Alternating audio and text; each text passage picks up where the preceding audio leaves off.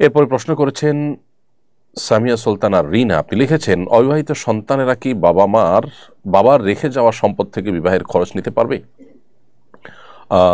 দেখুন, অবিবাহিত সন্তান যারা এখনো বিবাহ করেন নাই, এদিকে বাবা মারা গেছেন, বাবা মারা যাওয়ার পরে বাবার রেখে যাওয়া পরিত্যক্ত সম্পদ থেকে আগে ভাই বোনেরা বাবা বেঁচে থাকতে তার সম্পদে তারা বিয়ে করেছেন বা বাবা তাদের বিয়ে দিয়েছেন নিজের খরচে, এখন সেই অজুহাতে অবিবাহিত সন্তানরা বাবার মৃত্যুর পর পরিত্যক্ত সম্পদ থেকে নিজেরা বিয়ের খরচ নিতে পারবেন না।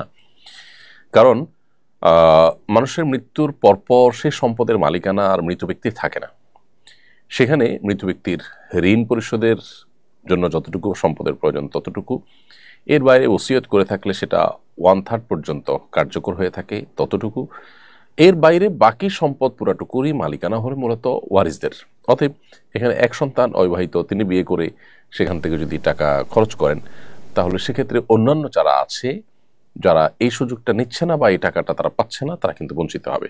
এখন প্রশ্ন হলো যে আগের যে সমস্ত সন্তানরা বাবার সম্পদে বিয়ে করেছেন, বাবা তাদেরকে বিয়ে করিয়েছেন নিজের টাকায়, তো এখান থেকে তো এই সন্তান বঞ্চিত হলো। এর উত্তর হলো, কেউ জীবদ্দশায় তার সম্পদ থেকে কিছু যদি কাউকে দান করে, গিফট করে, উপহার দেয়, কারোর জন্য ব্যয় করে, খরচ করে, এটা একান্তই তার ব্যাপার এবং সে অধিকার তার আছে।